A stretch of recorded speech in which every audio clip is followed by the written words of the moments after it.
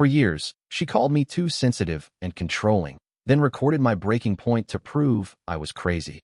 But staying calm was the one thing she didn't plan for. I'm 34, and for the longest time, I genuinely believed there was something wrong with me. Not in a dramatic, my life is falling apart way. Just this quiet, nagging suspicion that I was overreacting to things other people would probably let slide. It started early in my relationship with her. Whenever we disagreed, it somehow ended with me apologizing, even if she was the one who said something hurtful. If I told her something upset me, she'd raise an eyebrow and say, "You're being a little dramatic, don't you think?" If I suggested we set boundaries around certain things, like personal space or time apart, she'd tilt her head, almost pitying, and call me controlling. At first, I brushed it off. Relationships aren't perfect, right? Everyone has flaws. Maybe I was too sensitive. She was confident, outspoken, and had a sharp way of speaking. I told myself she probably just didn't realize how she came across. But the more I tried to explain my feelings, the more I felt like I was arguing with a brick wall. Except the brick wall could argue back and make me feel stupid for even trying. We'd be in the middle of what I thought was a simple conversation, and suddenly she'd twist my words so completely that I'd start second-guessing what I'd actually said. Sometimes she'd laugh it off like I was being ridiculous. Other times, she'd just go quiet, shake her head, and mutter something like, "I can't believe you think that of me." I'd find myself apologizing, even when I wasn't sure what I'd done wrong. It wasn't the loud, obvious kind of conflict that people warn you about. It was subtle. She'd plant little seeds of doubt in my head and leave me to water them myself. There were moments when I'd leave a conversation feeling confused and a little ashamed, like I'd just missed something everyone else would have understood. I'd replay it over in my head later, thinking, maybe I am overreacting. Maybe she's right.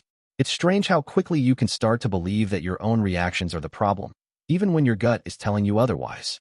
Looking back now, I see the patterns so clearly, but at the time, I couldn't. She had this way of making every disagreement feel like a test I was failing. The worst part? I didn't even realize how much it was affecting me. My self-confidence didn't disappear overnight. It eroded slowly, like a cliff losing tiny pieces to the tide. By the time I noticed, I'd already stopped trusting my own feelings. And all the while, I kept telling myself, if I can just communicate better, this will get easier. But deep down, I think I already knew. It wasn't about communication. It was about control. Over time, the small digs became part of our normal. She never shouted or cursed at me in public. She didn't have to. Her words were sharp enough in private. She'd slip in comments about how people like you don't understand relationships, or that I wasn't exactly easy to love. Always delivered in a way that could be played off as a joke if I called it out. Then came the silent treatments. They weren't short bursts of cooling off. They could stretch for days. She'd go about her life, scrolling on her phone, eating dinner without a word, sleeping beside me like I wasn't there. I'd try to break the tension, ask what was wrong, and she'd say, "Asterisk, you know what you did." Asterisk, I never actually did. But I'd still end up apologizing just to get her to speak to me again. The gaslighting was relentless. If I brought up something she'd said that hurt me, she'd flat out deny it. Sometimes she'd claim I misheard her. Other times she'd swear she'd never said it at all, that I must be remembering it wrong. The more I pushed, the more she'd turn it back on me, insisting I was attacking her, that I had anger issues, that I needed help. It chipped away at my confidence in ways I didn't even notice at first. I stopped telling friends about our arguments because I wasn't sure how to explain them.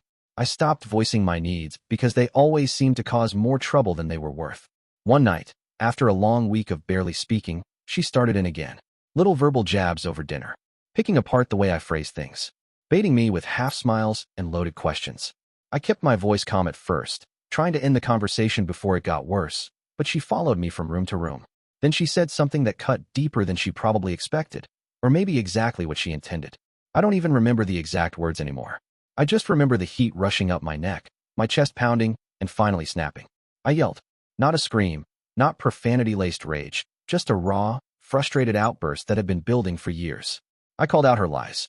I told her I was done being treated like garbage, that this wasn't love, that I couldn't keep living like this. She didn't look surprised.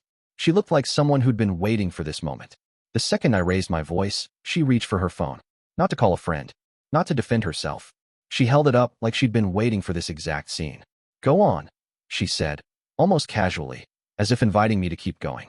I didn't even realize she was recording until I caught the red light reflecting from the screen. I stopped mid-sentence, but she didn't.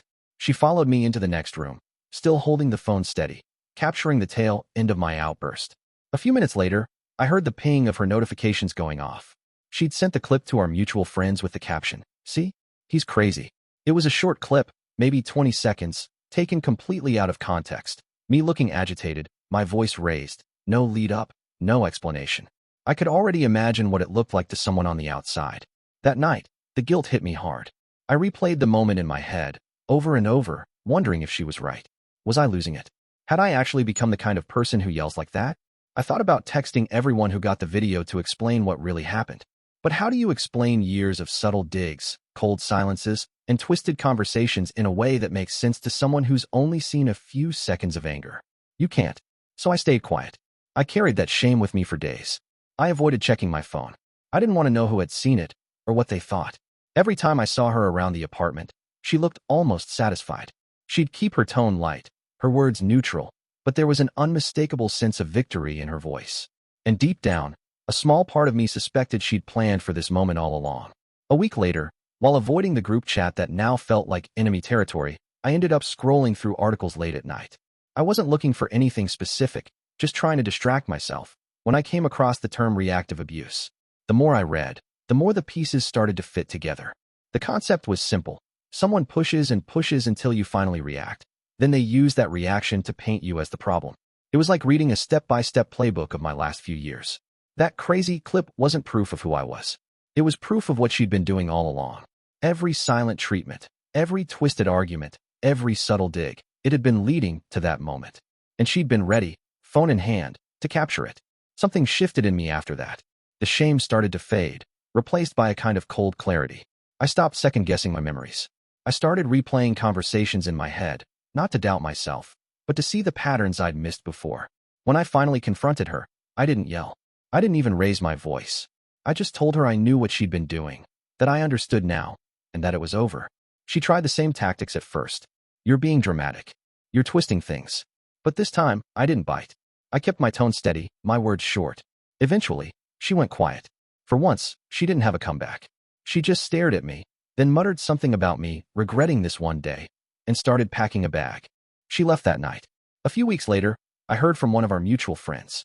Apparently, after she moved out, she started telling people I'd misunderstood her and that she wished she'd handled things differently. Whether that was regret or just another way to control the narrative, I don't know. What I do know is this: I'm not crazy. I'm not too sensitive. And I'm definitely not the villain she wanted me to be. If anything, I wish I'd recognized the signs sooner. Has anyone else here gone through something like this, where the evidence of your worst moment was really just the result of someone else's game? I appreciate you watching till the end. Hit that subscribe button and stay tuned for more content.